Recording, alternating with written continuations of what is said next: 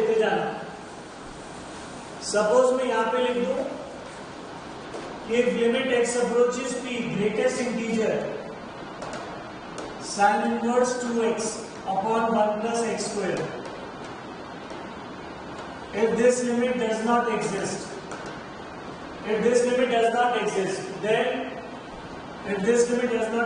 then find number of values of p.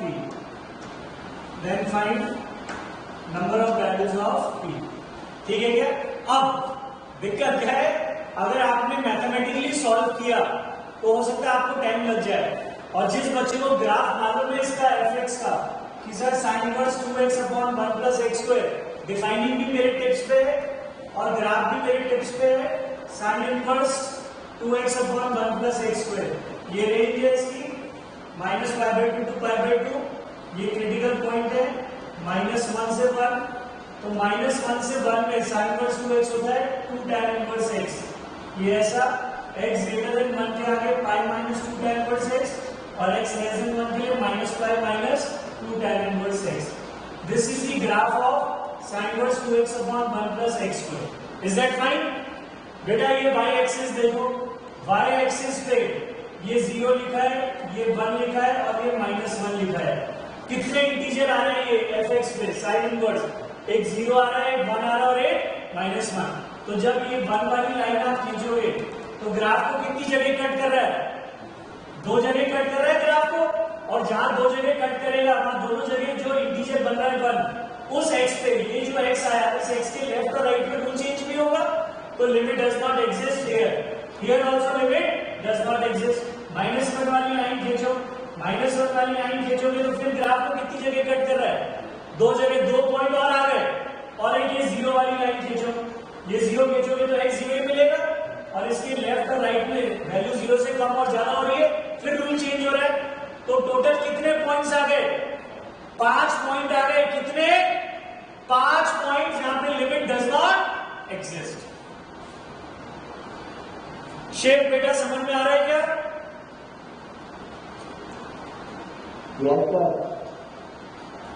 लेकिन अगर आपको ग्राफ ही क्लियर नहीं है sin inverse 2x upon 1 plus x square का, तो आपकी स्पीड स्लो हो जाएगी। फिर आप बार बार इसको एक बार 1 के इक्वेट करोगे, एक बार माइनस, देखो फील्ड तो आई है, इसको 1 के इक्वेट करेंगे तो क्वाड्रेटिक बनेगी, 2x आएंगे, इसको -1 के इक्वेट करोगे फिर क्वाड्रेटिक बनेगी, फिर 2x आएंगे। तो अल्टीमेटली अगर किसी भी फंक्शन का ब्रैकेटेड पूछा जाए और लिमिट डज नॉट एग्जिस्ट, तो आपको देखना होता है कि वो इंटीजर टर्म बन रहा है और उसके साथ साथ रूल भी चेंज होना चाहिए। अगर रूल चेंज नहीं हो रहा तो फिर उस x पे लिमिट एग्जिस्ट कर जाएगी। पता लगा? इस x के लेफ्ट और राइट में दोनों जगह 1 से बड़ी वैल्यू होती तो फिर लिमिट 1 आ जाती। लिख लें।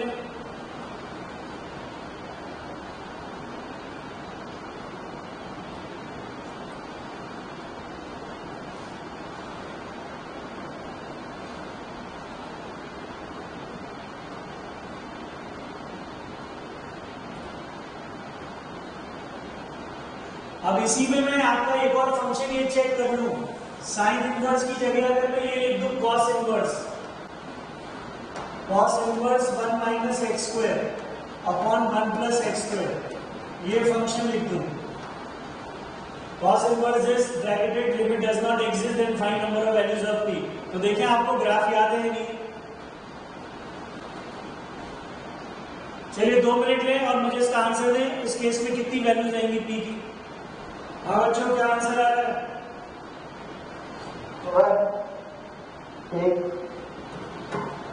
कितना है? 6 आ रहा है। हाँ। चलिए देखते हैं इसका ग्राफ क्या होता है कॉस इनवर्स का। जिन बच्चों को ग्राफ क्लियर नहीं उनको टेंशन होगी, और जो सिर्फ ये देखते हैं कि इंटीजर बन रहा है उनको भी गलत टेंशन हो जाएगी, क्योंकि इंटीजर बन के रूल चेंज होना भी चाहिए। कॉस इनवर्स का ग्राफ सबको मालूम है, कॉस इनवर्स की रेंज होती है 0 से pi, flower pot shape, x greater than 0 के लिए 2 tan इनवर्स x और x लेस देन 0 के लिए -2 tan इनवर्स x। अब इसमें ये इंटीजर है 1 2 3। बेटा ये 3 वाली लाइन पे 2 जगह, 2 वाली लाइन पे 2 जगह, 1 वाली लाइन पे 2 जगह, लेकिन 0 वाली लाइन पे 0 बन तो रहा है इंटीजर, लेकिन 0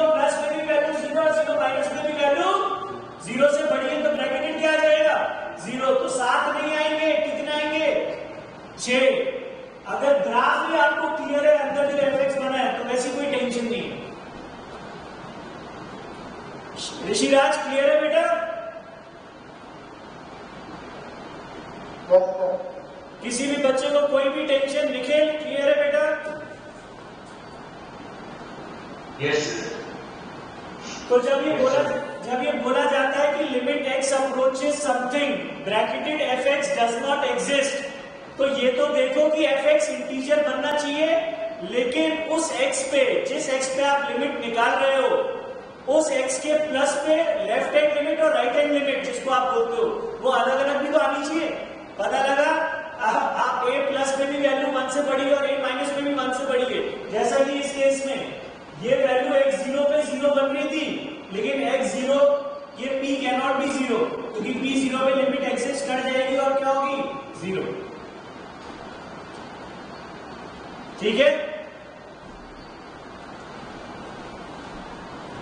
एक थ्योरेटिकल प्रॉब्लम आप लोगों को देता हूं, देखता हूं कितने बच्चे सही रिप्लाई करते हैं। लिखें सवाल, if fx is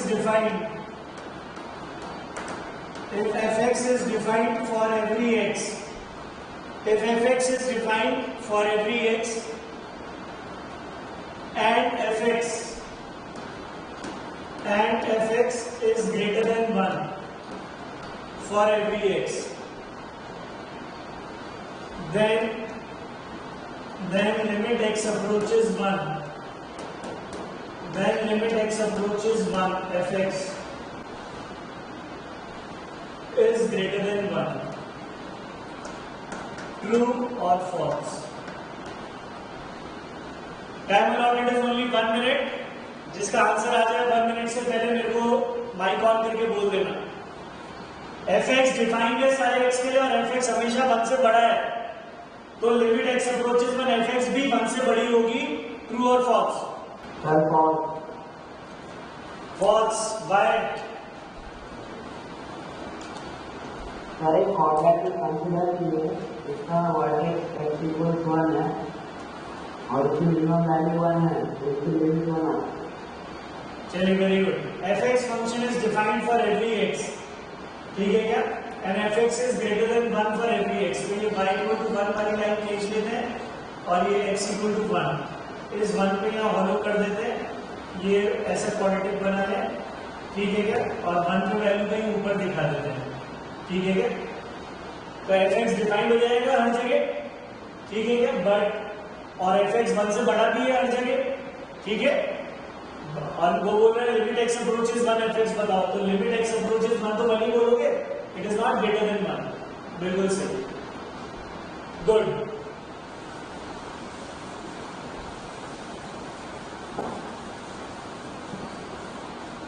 चलिए, let me again check your concept. ये सवाल करें,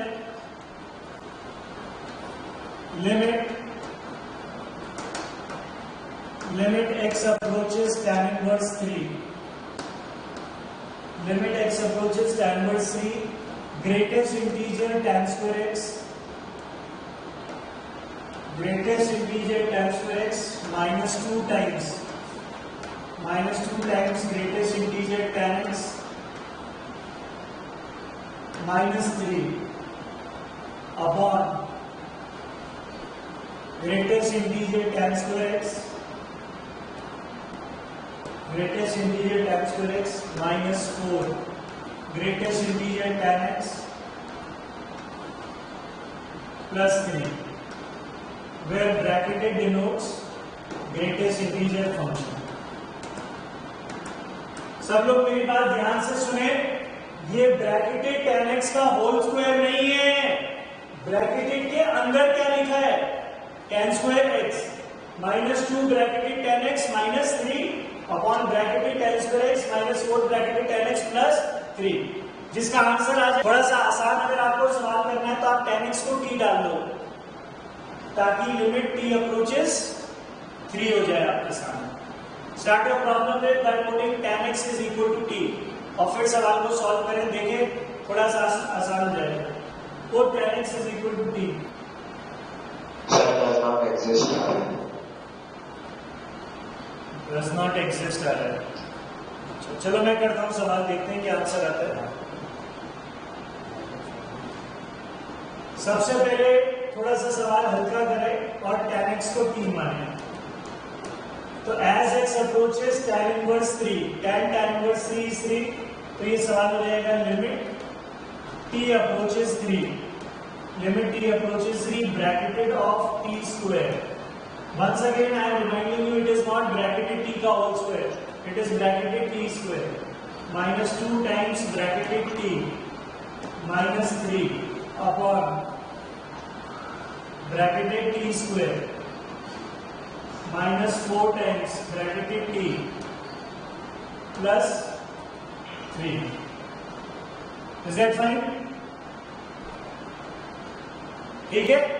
अब आप मेरी जो मैंने आपको पढ़ाया था लगता है आप भूल गए कि लिमिट इवैल्यूएट करने से पहले चेक करते हैं कि ये इंडिटरमिनेट फॉर्म है भी या नहीं है, और अगर है तो इवैल्यूएट करेंगे, नहीं है तो नहीं इवैल्यूएट करेंगे. तो सबसे पहले ब्रैकेटेड फंक्शन है तो 3 प्लस रख के देखते हैं. 3 प्लस रखा तो 3 प्लस का स्क्वायर उसका ब्रैकेटेड, ये exact 9. 3 plus 3 into 2 6, 9 minus 2 6, 6 minus 3, ऊपर आ गया एग्जैक्ट 0. नीचे 9 प्लस 3 12 माइनस 12 एग्जैक्ट 0. अरे बाप रे बाप, 3 प्लस पे नीचे भी एग्जैक्ट 0. इसका मतलब 3 plus is not in domain. और अगर 3 प्लस डोमेन में है ही नहीं तो हम 3 प्लस की बात ही नहीं करेंगे, हम सिर्फ बात क्या करेंगे 3 माइनस पे. अब देखते हैं 3 माइनस पे इंडिटरमिनेट फॉर्म है कि नहीं है. 3 माइनस का स्क्वायर और उसका bracketed 8 minus 2 into 2 4, 8 minus 4 4, 4 minus 3 1. अरे मजा आ गया, न्यूमरेटर में आ गया 1, डिनोमिनेटर 8 माइनस 8 0 प्लस 3. इसका मतलब limit exist and is equal to 1/3. Does not exist गलत है बोलना बेटा. 3 प्लस डोमेन में था ही नहीं, वहां बात ही नहीं करेंगे, सिर्फ बात क्या करेंगे 3 माइनस पे. और 3 माइनस में भी कोई इंडिटरमिनेट फॉर्म नहीं है. न्यूमरेटर 1 की तरफ जा रहा है, डिनोमिनेटर 3 की तरफ जा रहा है. Answer will be 1/3. बहुत ही शानदार प्रॉब्लम. इसमें कई बच्चे इसको क्वाड्रेटिक मान के फैक्टराइज कर लेते हैं. अबे ये क्वाड्रेटिक नहीं है, ये ब्रैकेटेड t का होल स्क्वायर माइनस, ये this is not of the form of x square minus ax plus b. This is not quadratic. Shape समझ में आ रहा है बेटा? Yes sir. क्या गलती करी है आपने? सर वही सर मैंने आगे से तो सॉरी है तो 3 प्लस की वैल्यू को इसको रखना पड़ेगा भूल गया. अगर बेटा डिनोमिनेटर में कभी भी एग्जैक्ट 0 आ जाए तो वो पॉइंट डोमेन में होता ही नहीं है, उसको बाहर करो. डोमेन में है ही नहीं वो पॉइंट. ठीक है जी सर. अब जो मैंने लास्ट लेक्चर में पढ़ाया था मेरे को वो चेक करने दो. आपको जो इलस्ट्रेशन लिए थे वो क्लियर है कि नहीं? x approaches infinity,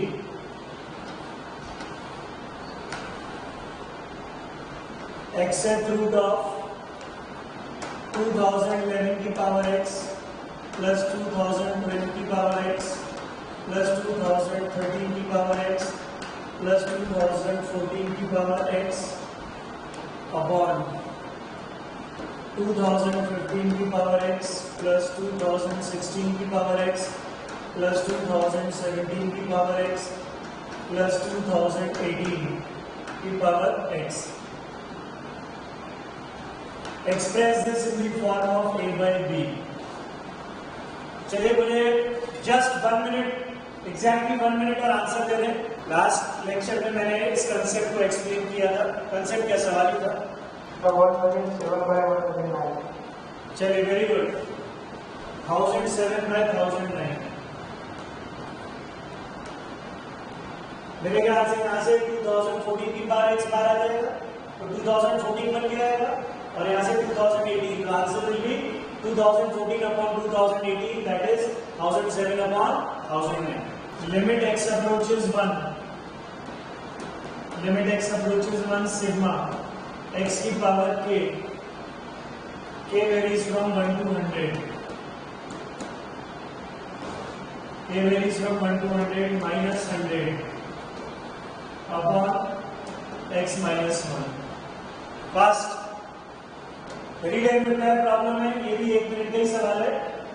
limit x approaches 1 sigma x की power k, k varies from 1 to 100 minus 100 upon x minus 1.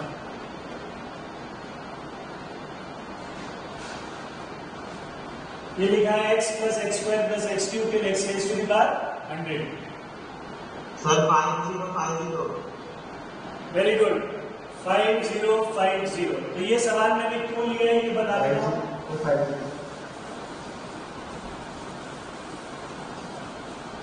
तो बेटा ये आपके सामने लिखा हुआ है limit x approaches 1. Limit x approaches 1 x plus x square plus x cube plus x raise to the power 100 minus 100 upon x minus 1.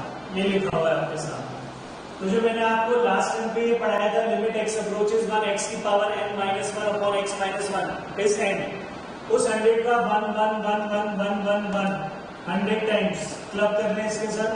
So this will be become x minus 1 plus x square minus 1 plus x cube minus 1 plus dash dash dash x raise to the power 100 minus 1 upon x minus 1. ये मैं चाहता था कि आप वैसे तो ये सवाल बहुत हल्का है, कैसे भी कर सकते हैं. अब देखो this upon this is 1, this upon this. वैसे तो आपको दिख रहा है this is sum to two terms of a GP, ठीक है, बट स्टिल x की power n minus 1 upon x minus 1. Limit x approaches minus n. n क्या है यहाँ पे 2 1, ये 1 plus 2 plus 3 plus dash dash dash with 100. Sum of the first 100 natural number that is 50. जस्ट आपको रिवाइज कराने के लिए कंसेप्ट में ये लिया था अपन ने. नेक्स्ट प्रॉब्लम देखिए.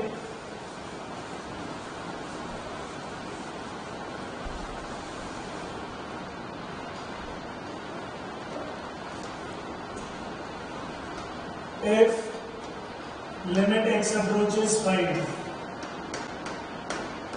if limit x approaches 5, x square plus kx, x square plus kx minus 27k plus 19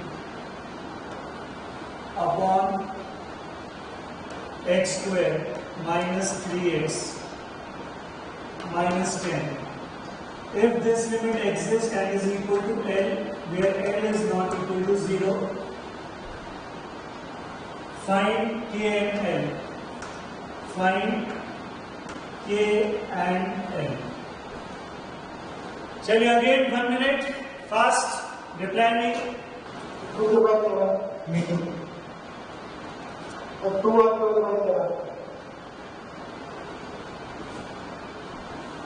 K is 2 and limit is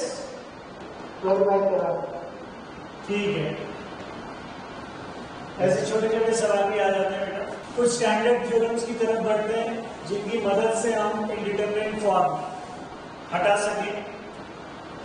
but उससे पहले एक छोटी सी थ्योरम आप लोगों को करा देता हूं.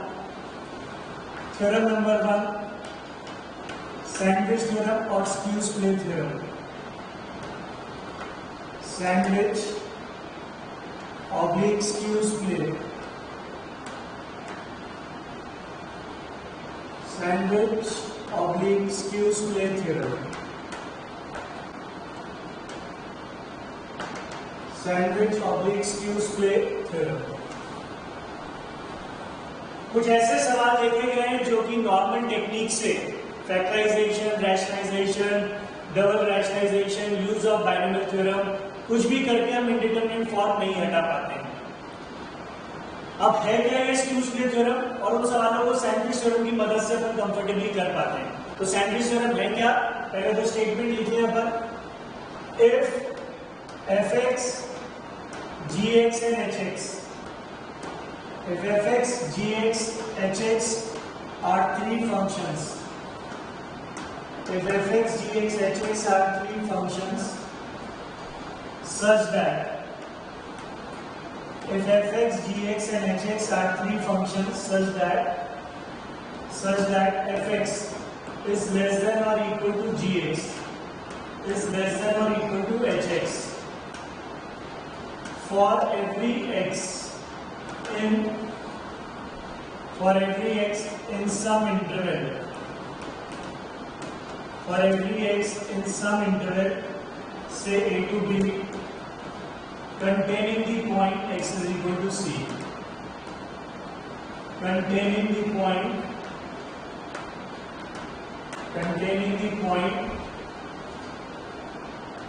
x is equal to c. If fx, gx, hx are three functions such that fx is less than or equal to gx, is less than or equal to hx for every x in some interval containing the point x is equal to c,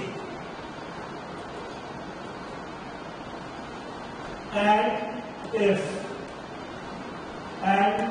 limit x approaches c, fx is L, and limit x approaches c, hx is also L, then according to Sandwich theorem,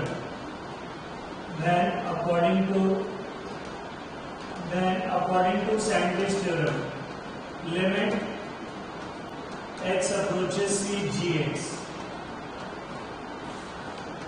is also L. पहले लिख लें फिर समझाता हूं आप लोगों को. Then according to Sandwich theorem, limit x approaches c gx is also L. Here c and L can be positive infinity, can be negative infinity, can be zero, can be non-zero, finite, कुछ भी हो सकता है c और L, finite, infinite, plus infinity, minus infinity, कुछ भी. अब मेरी बात गौर से सुनो. कुछ ऐसे फंक्शन देखे गए, हमसे पूछा गया था limit x approaches c gx बताओ, इसकी लिमिट पूछी गई थी, लेकिन हम किसी भी टेक्निक से इसकी लिमिट इवैल्यूएट नहीं कर पा रहे. लेकिन इस फंक्शन को हम सैंडविच कर पा रहे हैं दो सिंपलर फंक्शन के बीच में कि भाई gx हमेशा hx से छोटा है, बराबर भी हो सकता है, क्वालिटी नहीं भी हो कोई फर्क नहीं पड़ता, बट gx को सैंडविच कर पा रहे हैं हम दो फंक्शंस के बीच में, fx और hx के बीच में. For every x in some interval a to b containing that point x equal to c, जहां पे आपको इस फंक्शन की लिमिट निकालनी है, और उस x पे इन दोनों फंक्शन की लिमिट सेम क्वांटिटी की तरफ जा रही है. ये नहीं कि अलग अलग कि ये L1 है और ये L2 नहीं, इसकी लिमिट भी उस x पे L है और इसकी लिमिट भी उस x पे L है, तो इस फंक्शन की लिमिट भी उस x पे क्या होगी, L. That is the role of Sandwich theorem. और Sandwich theorem एक्चुअली इस थ्योरम को बहुत टफ माना गया क्योंकि लिमिट का कोई भी टफ प्रॉब्लम जो नहीं हो रहा है आपसे नॉर्मल टेक्निक से, आप समझ जाओ कि वो फिर सैंडविच थ्योरम का सवाल है.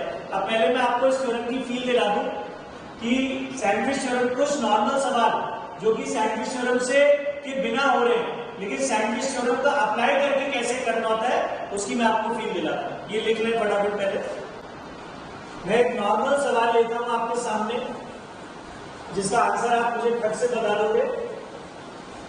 जैसे सपोज बेटा किसी ने लिखा आपके सामने limit x approaches infinity, limit x approaches infinity 5x² plus sin 3x, 5x² plus sin 3x upon x² plus 1, 5x² plus sin 3x upon x² plus 1. Normal technique से हो रहा है सवाल, तो शेप बेटा इसका आंसर क्या होगा,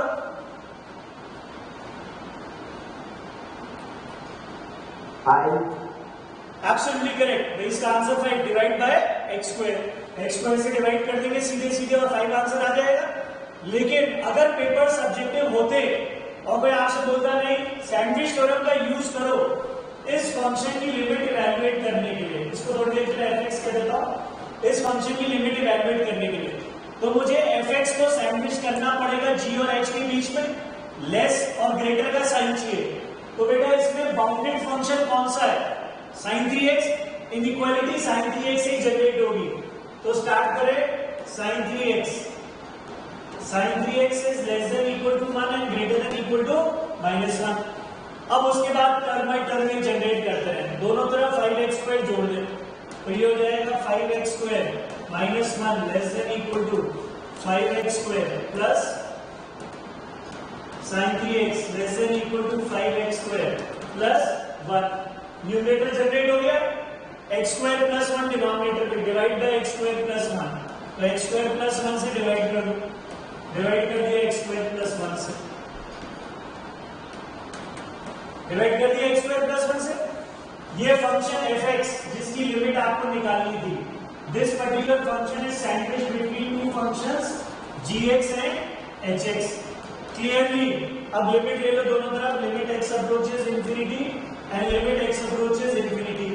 क्या बच्चों इन दोनों फंक्शन की लिमिट सेम क्वांटिटी की तरफ जा रही है? इसकी लिमिट भी 5 और इसकी लिमिट भी 5, and therefore using sandwich theorem इस फंक्शन की लिमिट x अप्रोचेस इंफिनिटी पे ये भी क्या आएगी? 5। तो ये मतलब है बेटा सैंडविच थ्योरम का। बट ये तो कुछ वैसे सवाल जो कि नॉर्मल टेक्निक से हो रहे थे। सर वो कौन से सवाल हैं जो कि प्योर सैंडविच थ्योरम से होंगे, हम नॉर्मल टेक्निक से कर ही नहीं पाएंगे? इसमें किसी को कोई डाउट हो तो पूछ लो अभी। Anyone any doubt? लिख लो। लेकिन आपको एक सवाल और लेके बताता हूं जो कि अपन ने कल किया था या लास्ट लेक्चर में किया था नॉर्मल टेक्निक से, सब लोगों को मालूम होगा। Limit n approaches infinity, limit n approaches infinity bracketed of 1² x plus bracketed 2² x plus bracketed n² x upon n3। ठीक है, इसका आंसर क्या आया था बेटा अपना? x/3 where x is a real number। सब लोगों को याद होगा, बड़ा स्टैंडर्ड सवाल है। हमें सवाल याद है, अपन ने किया था। अब इसी सवाल को बोल रहे हैं कि use sandwich theorem, use sandwich theorem to evaluate this limit. अब सैंडविच थ्योरम ये पूरा मेरा fx फंक्शन है, ये पूरा fx फंक्शन है। अब मुझे fx को सैंडविच करना है दो फंक्शंस के बीच में, और इस तरह से कि उन दोनों फंक्शन की limit as n approaches infinity same quantity की तरफ जानी चाहिए। अब लेस और ग्रेटर का साइन कैसे लाऊं? ब्रैकेटेड के अंदर क्या लेस और ग्रेटर छुपा रहता है क्या? हाँ सर, ब्रैकेटेड की डेफिनेशन में छुपा रहता है। आप स्टार्ट कर सकते हो bracketed 1² x, bracketed x is always less than और equal to x and greater than x -1।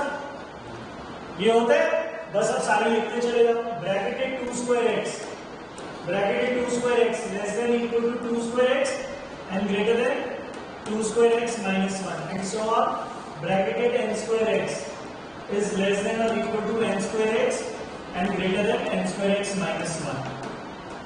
और इसको ऐड कर दो, जैसे ही ऐड करोगे और n³ से डिवाइड करोगे तो ये fx क्या आ जाएगा? fx is less than equal to x times sigma n² upon n³ and greater than x times sigma n² minus n upon n³। और मेरे ख्याल से सबको दिख रहा होगा इसकी लिमिट भी x/3, इसकी लिमिट भी x/3 इंफिनिटी पे, तो इसकी लिमिट भी क्या आएगी? तो ये तो कुछ वैसे सवाल जो कि नॉर्मल टेक्निक से हो रहे हैं, लेकिन आप जबरदस्ती उसको सैंडविच थ्योरम से करना चाह रहे हैं। शेप क्लियर है बेटा? Yes sir. तो सैंडविच थ्योरम में हमें ऐसे इस फंक्शन को सैंडविच ऐसे दो फंक्शन के बीच में करना है कि इन दोनों फंक्शन की लिमिट उस x पे सेम क्वांटिटी की तरफ जा रही है। Then using sandwich theorem limit n approaches infinity and limit n approaches infinity.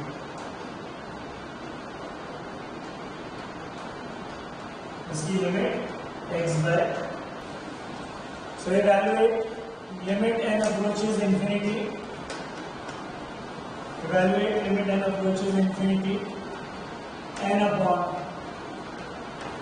n square plus 1 plus n upon n square plus 2 plus n upon n square plus 3 plus dash dash dash plus n upon n square plus n. तो बेटा standard profile है sandwich theorem की कि denominator में terms बढ़ते जाएंगे, एक decreasing sequence आपके सामने आएगी, ये वाला टर्म इस टर्म से बड़ा है डिनोमिनेटर, तो ये टर्म इस टर्म से छोटा है, ठीक है क्या? ये फंक्शन है आपके पास fn, आपको fn को सैंडविच करना है दो फंक्शंस के बीच में gn और hn. अब rule of the game is nobody is allowed to see the numerator, सब लोग अपना डिनोमिनेटर देखें और जो सबसे छोटा डिनोमिनेटर है उस पे फोकस करें, जो सबसे छोटा डिनोमिनेटर होगा वो टर्म सबसे बड़ा होगा और जो सबसे बड़ा डिनोमिनेटर है वो सबसे छोटा टर्म होगा.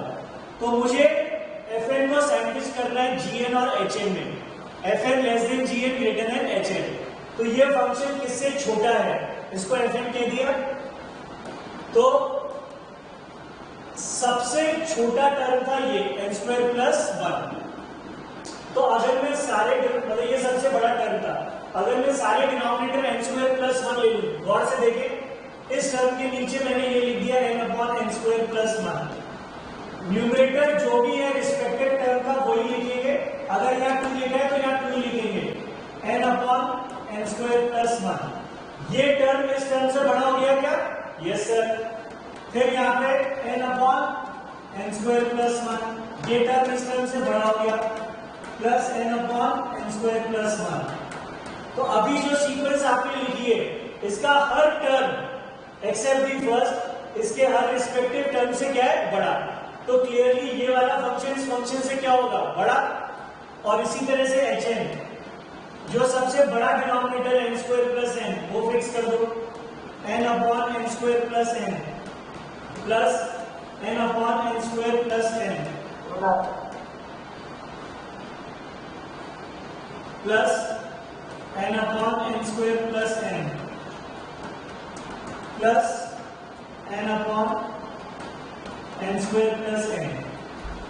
अब आपने क्या किया? सबसे बड़ा डिनोमिनेटर ले लिया तो ये टर्म छोटा हो गया, ये टर्म इससे छोटा, ये टर्म इससे छोटा, ये टर्म इससे छोटा, तो क्लियरली fn फंक्शन इससे बड़ा हो गया, तो clearly fn will be less than gn and greater than hn. अब gn है क्या बेटा?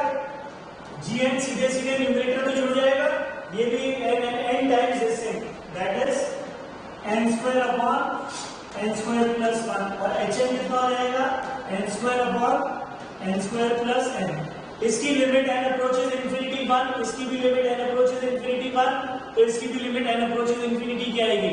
1 using sandwich theorem. Limit n approaches infinity, limit n approaches infinity, limit n approaches infinity. और जब आपकी थोड़ी सी मैच्योरिटी बढ़ेगी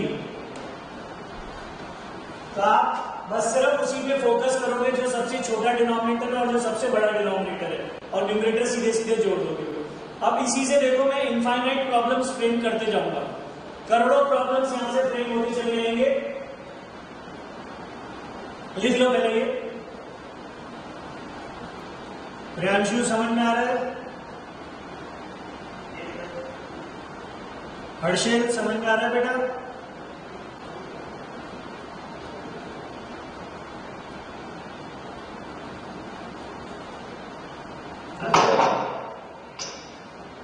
हर्षित?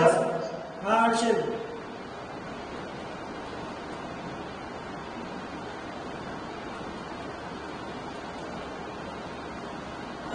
अब देखो इसी सवाल में मैं आपको बहुत सारे सवाल लेते चले जाता हूं. ध्यान से देखना और आंसर देते जाना। इसका न्यूमरेटर हटा लेता हूं और यहाँ पे लिख देता हूँ 1 2 3 और यहाँ पे लिख देता हूँ n। जो मैंने सिखाया वो गौर से सीखो बच्चों, सिर्फ छोटा न्यूमरेटर और सब छोटा डिनोमिनेटर और सबसे बड़ा डिनोमिनेटर देखना है। तो अब सिर्फ फर्क क्या पड़ेगा, ये तो सब सेम रहेंगे और जो रिस्पेक्टिव न्यूमरेटर है वो यहाँ आते रहेंगे, यहाँ 1 यहाँ 2 यहाँ 3 और यहाँ n, और यहाँ पे भी 1 यहाँ 2 यहाँ 3 और यहाँ n। ठीक है क्या? तो अल्टीमेटली जो पहले फंक्शन आपका n टाइम्स आ रहा था, अब आपका sigma n upon n square plus 1 और sigma n upon n square plus n, and what is sigma n? n into n plus 1 by 2। तो आंसर हाफ आ जाएगा। सिर्फ आपको नंबर ऑफ टर्म्स पे गौर करना है कि नंबर ऑफ टर्म्स कितने हैं। ठीक है क्या? अब अभी मैंने ऊपर 1 2 3 लिखा हुआ है और मुझे मालूम था सिग्मा n आएगा तो क्वांटिटी का अपॉन क्वांटिटी रखना है। अभी मैं यहाँ पे कर दूं 1 स्क्वायर, तो यहाँ करूंगा मैं n क्यूब, यहाँ 2 स्क्वायर, यहाँ करूंगा n क्यूब, यहाँ 3 स्क्वायर, यहाँ करूंगा n क्यूब, यहाँ पे n स्क्वायर, यहाँ करूंगा n क्यूब। बच्चे खट से आंसर देते हैं सर सिग्मा n स्क्वायर, एक फंक्शन हो गया sigma n square upon n cube plus 1 और एक फंक्शन हो गया sigma n square upon n cube plus n। Sigma n square n into n plus 1 2n plus 1 by 6, तो answer 1 by 3 आ जाएगा। समझ में आ रहा है क्या? आई होप सबको समझ में आ रहा होगा।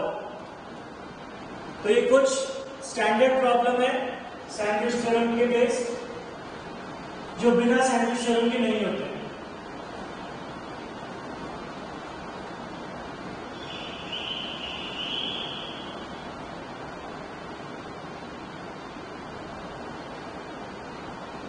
जो लिखना है लिख लें।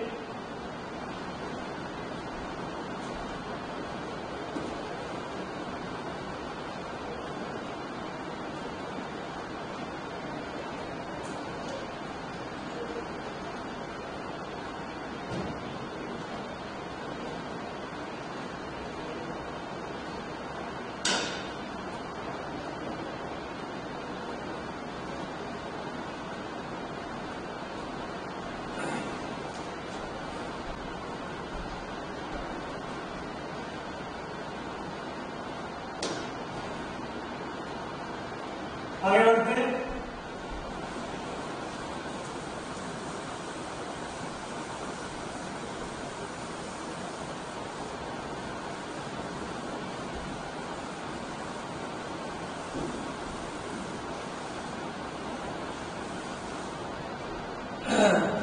जेई मेंस में एक जो सवाल आया था वो आपको करने के लिए देता हूं।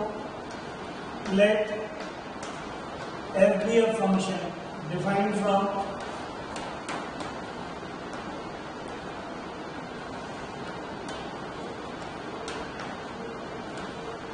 let f be a function from 1 comma infinity to 0 to infinity, be a continuously decreasing function, be a continuous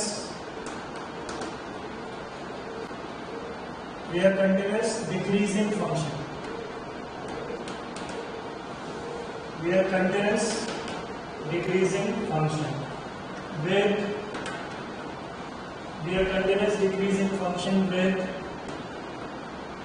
limit x approaches infinity, f of 4x upon f of 8x is equal to 1. Then find limit x approaches infinity, f of 6x upon f of 8x। एक function है जिसकी domain है 1 से infinity, decreasing है, continuous है और f4x upon f8x की value दे रखी है 1, लिमिट x अप्रोचेस इंफिनिटी पे। तो वो आपसे पूछ रहा है जैसे ये मेंस में पूछा गया सवाल है, attempt for 2 minutes, so I am waiting for 2 minutes, सब लोग अटेम्प्ट कर लें फिर मैं आपको बताऊंगा।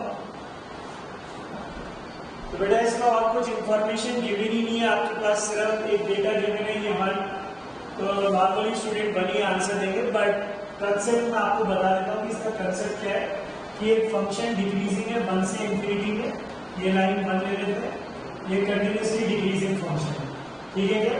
तो very obviously 4x very obviously 4x इधर लिखा है, इधर 6x लिखा हुआ है और इधर 8x लिखा हुआ है। यहाँ 4x, यहाँ 6x और यहाँ 8x। Very obviously f of 6x will be less than f of 4x and will be greater than f of 8x। बस ये लिखना था और सीधे सीधे आपको डिवाइड करना था किससे, f of 8x से। तो f of 8x से डिवाइड कर दो, f of 8x और यहाँ पे भी f of 8x। ठीक है क्या? और लिमिट ले लो दोनों तरफ। ये तो 1 है, इसकी लिमिट भी 1 दे रखी है x अप्रोचेस इंफिनिटी पे, तो इसकी भी लिमिट क्या आ जाएगी? तो सैंडविच थ्योरम की जस्ट एक फील दिला रहा हूं। देखो बेटा, इसमें बहुत टफ प्रॉब्लम बन जाते हैं। मैं आज आपको एक सवाल दूंगा घर से करके लाने के लिए, ठीक है क्या, जो कि नॉर्मली टफ प्रॉब्लम माना गया है। तो ये तो मेरा आसान सवाल है।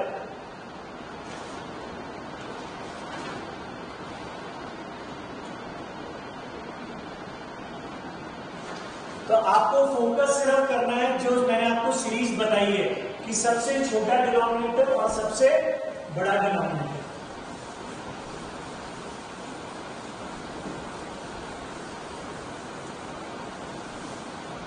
जैसे कि सपोज इसका रिप्लाई अगर आपसे मैं पूछूं बहुत फास्ट, अगर आपको रिप्लाई करना है, अगर कोई बोले कि limit n approaches infinity sigma के varies from 1 to n k square plus k upon n cube plus k। तो बच्चों इसका आंसर देना, मुझे फटाफट देना, क्या आंसर आएगा इसका? जिसने जो निकाल ले फटाफट अपना स्पीकर ऑन करके बोल दे।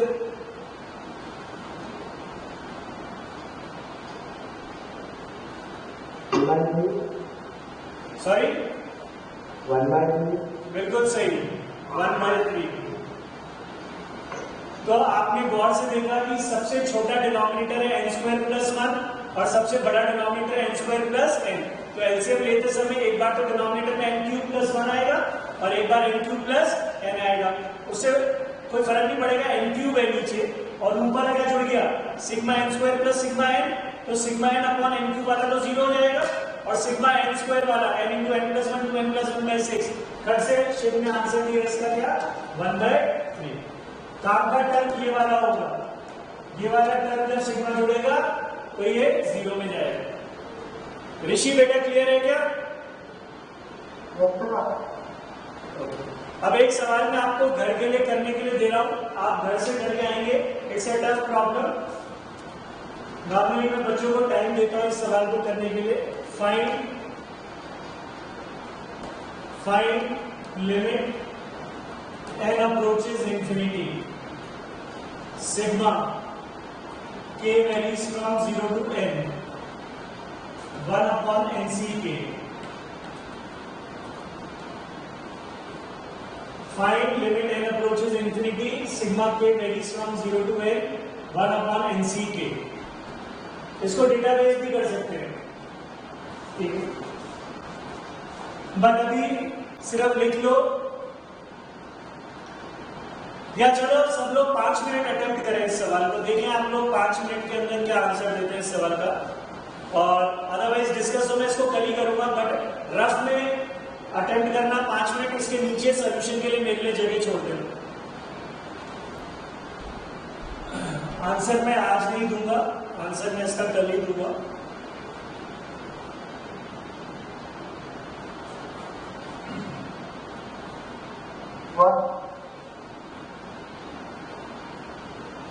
मैं ये भी नहीं बताऊंगा कि आपका आंसर सही है गलत है, बट 1 बता देता हूं गलत आंसर है, 1 इज रॉन्ग।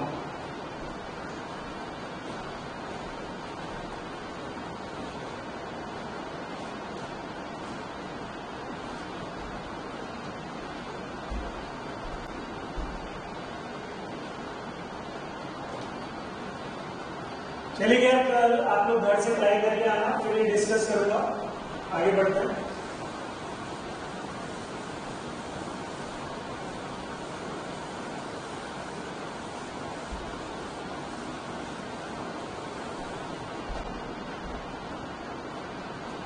अब नेक्स्ट थ्योरम पढ़ाने से पहले यहाँ से लिमिट्स का चैप्टर एक अलग दिशा लेता है, तो कुछ इंपॉर्टेंट एक्सपेंशंस हैं जो आप लोगों को टिप्स पे याद रहने चाहिए। मैं आज लिखवा रहा हूँ और कल मैं आके सबसे पूछूंगा, तो note that some important expansion, some important expansion.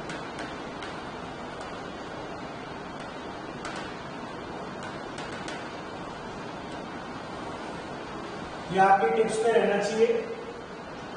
First is e raised to the power x is 1 plus x upon 1 factorial plus x square upon 2 factorial plus x cube upon 3 factorial plus dash dash dash के infinity। और जितने भी बच्चों पर ये सब expansion लिख रहे हैं, ये सब लिमिट x अप्रोचेस 0 पे ही यूज होंगे। वैसे तो किसी के लिए भी वैलिड है, और ये सब एक्सपेंशन आते हैं टेलर सीरीज से, जो आप आईटी फर्स्ट ईयर में पढ़ोगे। मैं अभी बहुत ज्यादा टेलर सीरीज में घुसना नहीं चाहता हूँ, बट जितने एक्सपेंशन लिख पा रहा हूँ, अगर मैंने बोला है याद रहना है, मतलब याद रखना है। e की पावर x आपको 11th क्लास में एक्सपोनेंशियल लॉगरिथमिक सीरीज में पढ़ा दिया गया है। 1 से चालू होता है 1 plus x upon 1 factorial plus x square upon 2 factorial plus x cube upon 3 factorial and so on. Next important expansion is ln 1 plus x, ln 1 plus x। हो सकता है अभी किसी को याद नहीं हो, बट आज लिखने के बाद, आज के बाद आपको ये एक्सपेंशन याद रहना चाहिए, और ये बहुत फ्रीक्वेंटली यूज होगा। जिस पे मैं इंपॉर्टेंट लिख रहा हूँ वो एक्सपेंशन बहुत फ्रीक्वेंटली यूज होता है। ln 1 plus x is x minus x square by 2 plus x cube by 3 minus x4 by 4 and so on। ln 1 plus x is x minus x square by 2 plus x cube by 3 minus x4 by 4 and so on। Is that clear? Ultimate important, ln 1 plus x factorial मत लगा देना, x minus x square by 2 plus x cube by 3। मैंने 11th में इसका proof भी बताया था आपको, जीपी के सम से, इनफाइनाइट सीरीज के सम से, बट अभी मैं प्रूफ बताने में इंटरेस्टेड नहीं हूँ। नेक्स्ट जो एक्सपेंशन आपके काम आएगा that is sin x। sin x is x upon 1 factorial minus x cube upon 3 factorial plus x की power 5 upon 5 factorial minus x की power 7 upon 7 factorial plus alternate plus minus चलते हैं। जो x की power है वही factorial नीचे आएगा, x की power 1 upon 1 factorial minus x cube है तो upon 3 factorial plus x5 upon 5 factorial and so on. sin x एक ऑड फंक्शन होता है, सारी पावर ऑड आएंगी आपके सामने। Is that fine? sin x के बाद cos x का expansion, cos x 1 minus x square by 2 factorial plus x4 by 4 factorial minus x6 by 6 factorial plus dash dash dash dash till infinity। cos x आपको अगर कभी 1 ना लिखो तो cos 0 1 होता है, यहीं से पकड़ लोगे सर 1 से चालू होना चाहिए। cos x एक इवन फंक्शन है, सारी पावर इवन होगी, जो पावर है वही फैक्टोरियल आएगा, ऑल्टरनेट प्लस माइनस। ठीक है क्या? ज्यादा एक्सपेंशन नहीं, अभी तक मैंने इंपॉर्टेंट सिर्फ किस पे लिखा है ln 1 plus x, बट बिना एक्सपेंशन के लिमिट का चैप्टर अधूरा है, इसलिए आगे की थ्योरम चालू करने से पहले आपको ये एक्सपेंशन लिखवा रहा हूं। ये बिल्कुल टिप्स पे रहनी चाहिए, बिना इनको याद किए आगे हम बढ़ ही नहीं सकते। sin x cos x। Next expansion is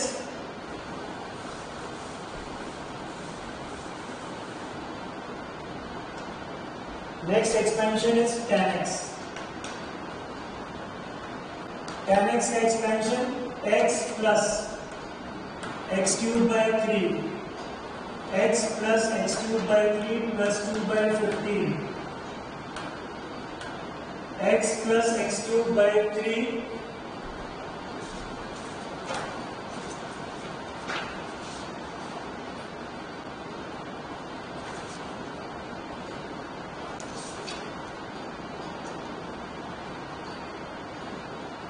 plus 2/15 x की पावर 5।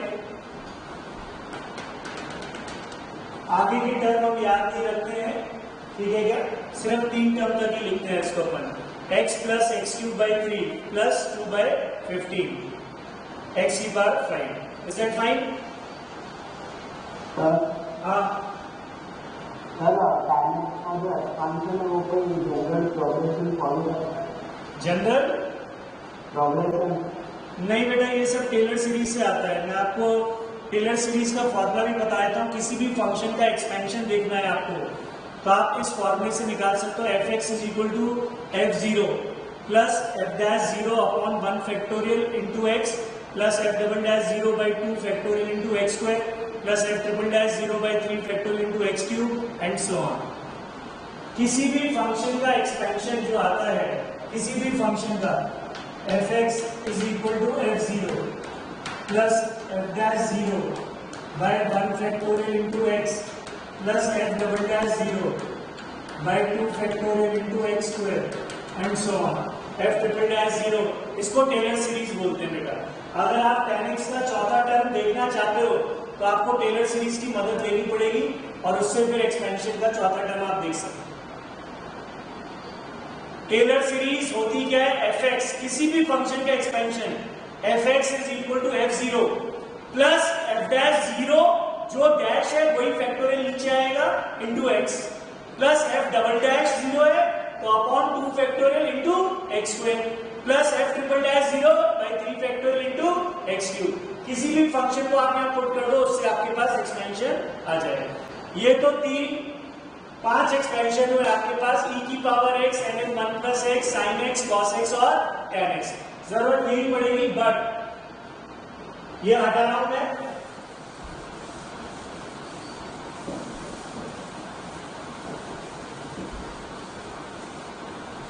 बट अब इसके अलावा आपके पास tan इनवर्स x का एक्सपेंशन, ये भी आपको याद रहना चाहिए। tan इनवर्स x का expansion x minus x³/3 plus x5/5 minus x7/7 plus so on. बस sin x के एक्सपेंशन से फैक्टोरियल हटा दो तो tan इनवर्स x का एक्सपेंशन बन जाता है।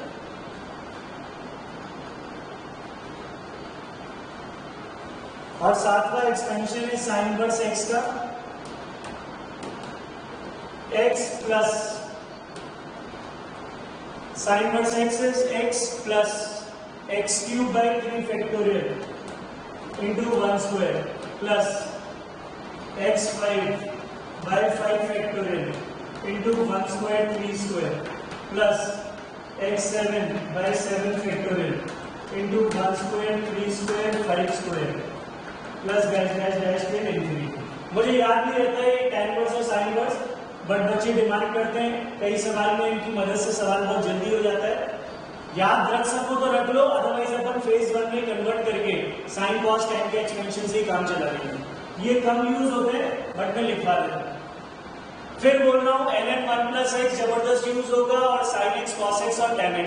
tan x में सारे टर्म पॉजिटिव आते हैं, सिर्फ हमें 3 टर्म याद रखने हैं, x plus x³/3 plus 2/15 x की पावर 5, नथिंग एल्स।